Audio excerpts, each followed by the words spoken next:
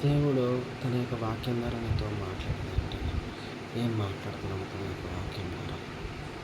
Bible గ్రంథంలోనే slams 20 అధ్యాయము 4వ వచనము దేవుడు నీతో వాక్యం ద్వారా ఏం తెలియజేస్తున్నాడు, ఏం మాట్లాడుతున్నాడు? 4వ వచనం ఏంటంటే, నీ కోరికను సిద్ధింపజేసి నీ ఆలోచన యువత్తును సఫలపరచును కాక అని వాక్యం ద్వారా మాట్లాడుతున్నారు. నీ కోరికను అంటే నువ్వు ఆశపడిన దానిని, అంటే నీ కష్టాన్ని కష్టపడి నువ్వు ఏదైనా పని చేస్తున్నప్పుడు ఆ కష్టంకి సమాధానం కోరుతావు కదా. కష్టానికి సమాధానాన్ని ఇస్తాను అని ఆలోచన, కష్టపడతావు కదా, కష్టపడే ఆలోచన ఉంటుంది కదా, ఆ ఆలోచన యువత్తు సఫలపరుస్తాను, సఫలీకృతం చేస్తాను, మీకు రిజల్ట్ ఇస్తాను, జవాబిస్తాను అని చెప్పి వాక్యం ద్వారా మాట్లాడుతున్నారు. కోరికను అంటే ఎవరైనా ఒక పని చేసే ముందు, ఒక ప్లాన్ చేసే ముందు ఆ ప్లాన్లో ఆ యొక్క దాని మీద ఆలోచనతో డబ్బు ఇంత వస్తుంది అనే ఒక ఆలోచనతో, ఒక ప్లాన్తో ఆ పని చేస్తుంటారు. ఆ పని చేసినప్పుడు ఆ డబ్బు వస్తుందని ఆశతో చేస్తుంటారు. ఇక్కడ దేవుడు ఏమంటున్నాడంటే అదే, నీ కోరికను సిద్ధింపచేసి, అంటే నీ కోరిక ఏంటి అంటే నీ ఆశ, ఆ డబ్బు, ఆ పని మీద నీకు డబ్బులు వస్తాయి. ఆ ఆశ, ఆ కోరికను సిద్ధింపజేసి, అంటే దీవించి, ఆ పనిని దీవించి, ఆ కష్టానికి నీకు సమాధానాన్ని ఇచ్చి, డబ్బులు ఇచ్చి, ఆ డబ్బులు ఇవ్వడం, ఆ నీ ఆలోచన యువత్తు, అంటే ఏదైతే పని చేద్దామని అనుకున్నావో, ఏ ప్లాన్ చేసుకున్నావో ఆ ప్లాన్ ప్రకారంగా నువ్వు కష్టపడడం చేసినందుకు దేవుడు ఆ నీ ఆలోచన, నువ్వు చేసిన ఆలోచన, నీకు డబ్బులు వచ్చే ఆలోచన, కష్టపడితే డబ్బులు వచ్చే ఆలోచన, దాని ద్వారా నువ్వు ఇల్లు కట్టుకుందాం అనుకున్నావో, బండి కొనుక్కుందాం అనుకున్నావో, బిజినెస్ పెట్టుకుందాం అనుకున్నావో, నువ్వు వాట్ ఎవర్ ఇట్ ఈస్, నువ్వు ఏదైతే చేద్దాం అనుకున్నావో దానికోసం నువ్వు కష్టపడి సంపాదించుకున్న డబ్బు, ఆలోచన చేసుకున్నావో ఆ ఆలోచన యువత్తు సఫలపరచును గాక అని దేవుడు తన యొక్క వాక్యం ద్వారా నీతో మాట్లాడుతున్నాడు. నువ్వు చేయబోయే పనిని నేను దీవించుచున్నాను, నీ ఆలోచన మొత్తాన్ని నేను దీవించి ఉన్నాను. ఫర్ ఎగ్జాంపుల్ రేపు వెళ్తున్నారు, ఎక్కడో గేమ్ ఆడాలి. ఆ గేమ్ ఆడితే కొన్ని వేల రూపాయలు వస్తాయి, ఒక 20,000 రూపాయలు వస్తాయి ఒక గేమ్ ఆడితే. ఆ 20,000 రూపాయలు వస్తే నువ్వు ఇంట్లో అన్నీ కొనుక్కొని తింటూ ఉంటావు, నీ ఇంట్లో ఖర్చులకు ఉంటూ ఉంటాయి ఒక 50,000 రూపాయలు. ఇది ఒక పనికి పోతాం, ఒక 50,000 రూపాయలు వస్తాయి. ఆ 50,000 రూపాయలు బట్టి ఇంటికి గడపడం, ఇల్లు గడవడం జరుగుతూ ఉంటుంది, లేదా బిజినెస్కి ఉపయోగపడుతూ ఉంటాయి అమౌంట్.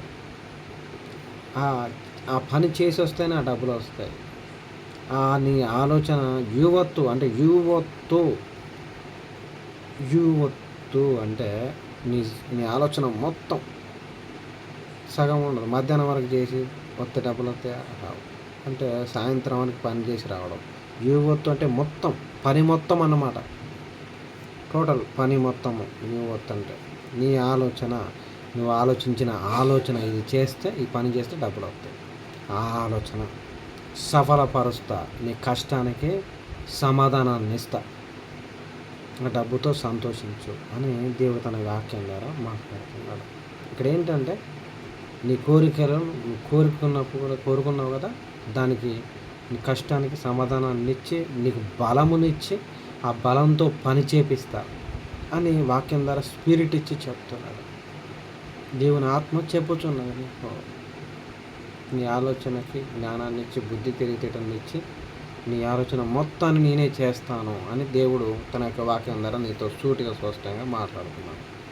నువ్వు ఎప్పుడైనా పనికి వెళ్ళేటప్పుడు, ఏదైనా బిజినెస్ చేసుకునేటప్పుడు బైబిల్ చదువు. దేవా, నీ యొక్క వాక్యంతో నాతో మాట్లాడు ప్రభువా, నీ యొక్క వాక్యంతో నాతో మాట్లాడి నన్ను నడిపించు ప్రభువా, ఆ పనిలో నాకు మంచిగా కలిసి వచ్చేలాగానే చేయి ప్రభువా, ఆ చదువులో నాకు మంచి కలిసి వచ్చేలాగా నాకు మంచి ర్యాంక్ ఇవ్వు ప్రభువా, నన్ను దీవించమని యేసుక్రీస్తు నామమున అడుగుచున్నాను తండ్రి ఇలా నువ్వు ప్రార్థించినప్పుడు దేవుడు ఆ ప్రార్థన విని జవాబు ఇస్తాడు.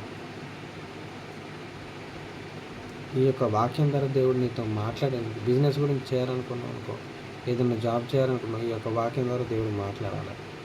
అప్పుడు దేవుని అడుగు, ప్రార్థన పోయినప్పుడు ఈ యొక్క వాక్యం ద్వారా మాట్లాడు ప్రభా, నా బిజినెస్ దీవించు ప్రభా అని అడుగు.